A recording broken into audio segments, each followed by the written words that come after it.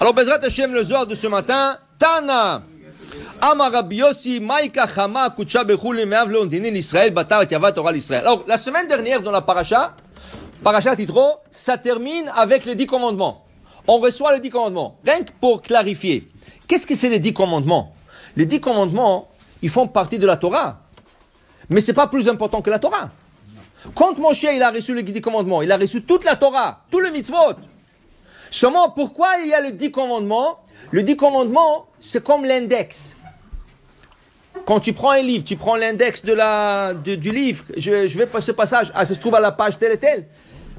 Rabbi Saadia Gaon, il a dit que dans les 10 commandements, si tu comptes, il y a 613 lettres. Chaque lettre correspond à une mitzvah. Alors, ça veut dire que le 10 commandements, c'est l'index de toute la Torah. Dans chaque lettre de ce 10 commandements, il y a une mitzvah qui est attachée à cette lettre. Okay? Maintenant, Moshe, il a reçu toute la Torah. Alors, c'est pour ça qu'il vient le Maïmonide et il dit quelque chose. Il dit, écoute, il y a des gens qui ont la coutume, quand on lit les 10 commandements, ils se mettent debout. Il dit, les gens, qu'est-ce qu'ils disent? Quoi? Tu veux me dire que les 10 commandements, c'est plus important que le reste de la Torah? Ça ne peut pas être. Toute la Torah, c'est pareil. Alors, tu ne peux pas te mettre debout pour les 10 commandements et pas pour le reste de la Torah?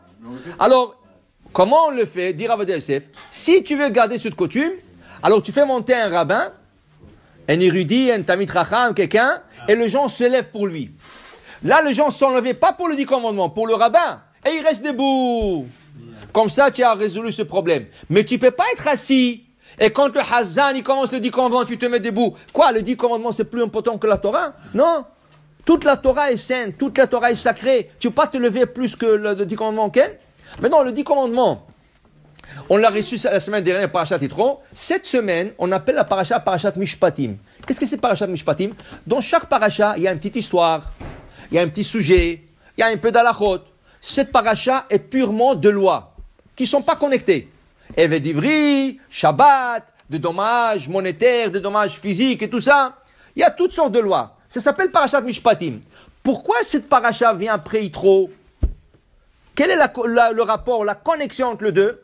Parce que tu as reçu les 10 commandements, mais maintenant il faut expliquer. Il faut expliquer. Alors, Parashat Mishpatim. Et dans Parashat Mishpatim, on parle de quoi? Ton taureau, il est parti, il a encorné le taureau du voisin. Ton taureau, il a encorné l'esclave de ton ami.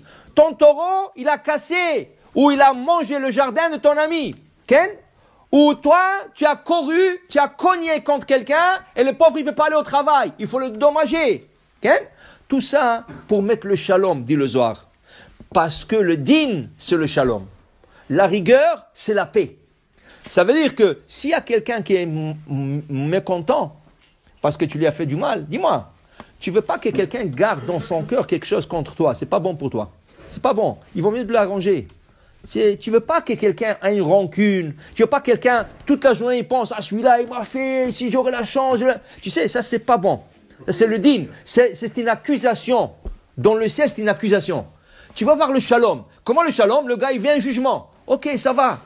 Mais tu arrives au jugement. Qu'est-ce qu'il fait le juge? La première chose qu'il te demande, est-ce que tu es prêt à faire un jugement à l'amiable? Ça veut dire, on arrange les choses. Oui, il t'a fait et tout ça. Est-ce qu'on peut s'arranger à l'amiable? Si tu dis oui, tu sais un contrat. Tu es prêt à accepter tout ce que... Si tu dis non, et l'autre il dit non, là on juge. Din. Mais ce din-là, à la fin, il va emmener le shalom. Il va emmener la paix. Pourquoi? Parce que chacun, il dit, ok, ça y est, ils ont jugé, ils ont décidé, ils ont décrété, j'accepte. Ok?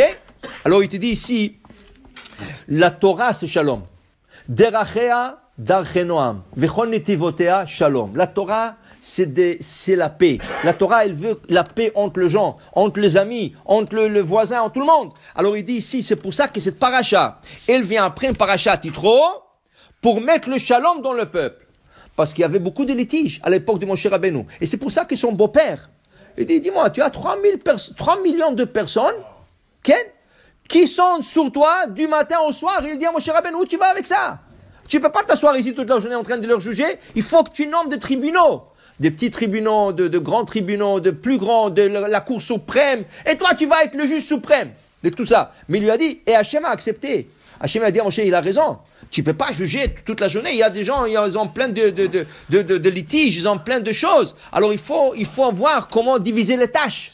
Okay? Alors ici, il dit ici que un dayan, normalement, un dayan, quand il sait que quelqu'un vient se faire juger, deux personnes, ils ont un litige, il ne devrait pas manger. Il devrait finir sa prière de shachrit et tout de suite les recevoir et les juger. Il doit être à jeun pour ne pas être influencé par le manger. Tu sais, quand tu manges, ils disent qu'il y a toutes sortes de gaz qui montent au cerveau et tout ça.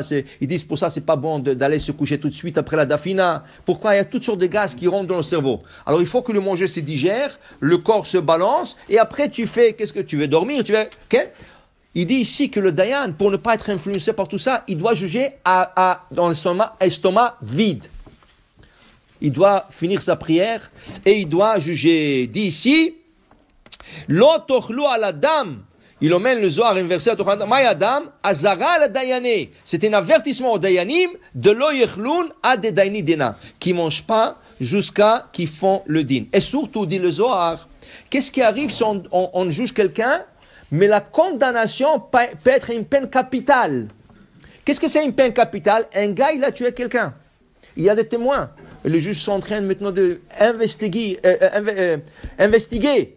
Et ils sont en train de poser des questions. Ah, tu l'as vu? Comment tu l'as vu? Quel jour tu l'as vu? Où tu l'as vu? À quelle heure tu l'as vu? Et ils prennent l'autre. Dis-moi, quel jour? Maintenant, il faut voir. Est-ce que ça matche les deux choses qu'ils sont en train de parler? Et, Chas v'Shalom, ça peut arriver qu'ils doivent le condamner à mort. Ça, c'est sûr qu'ils doivent être à jeun. Le Dayan, quand il juge à mort quelqu'un, ça veut dire, il ne sait pas, mais ça peut arriver à une peine capitale, dire le Zohar Kadosh, il dit, tu es obligé d'être à jeun. Tu es obligé pour avoir complètement ta pensée 100% concentrée sur le jugement. Pratiquement aujourd'hui, ça ne se fait pas. Parce qu'aujourd'hui, il y a une faiblesse qui est venue dans le monde. Un dayan qui ne va pas manger avant de juger, c'est le contraire. Il va avoir faim, il va penser rien que je vais manger, au lieu de penser qu'est-ce qu'ils sont en train de dire. Tu comprends? Il vaut mieux aujourd'hui qu'il mange, qu'il se calme, il mange bien, au moins prendre un café, quelque chose comme ça, pour qu'il soit concentré. Mais à l'époque de Moshe Rabbeinu, c'était le contraire. Il fallait être à jeun pour juger. Alors, ça dépend de chaque situation, mais pour dire le jugement, dit le Zohar, c'est le shalom. Ça emmène le shalom entre les gens. Baruch Adonai le'olam. Amen ve amen. Ce cours a été dédicacé par la famille Kedoshim, Lulu Nishmat Nissim Kedoshim Ben Rivka, Tinishmatot Tzura Betzroa Haim Vashalom. Amen ve amen.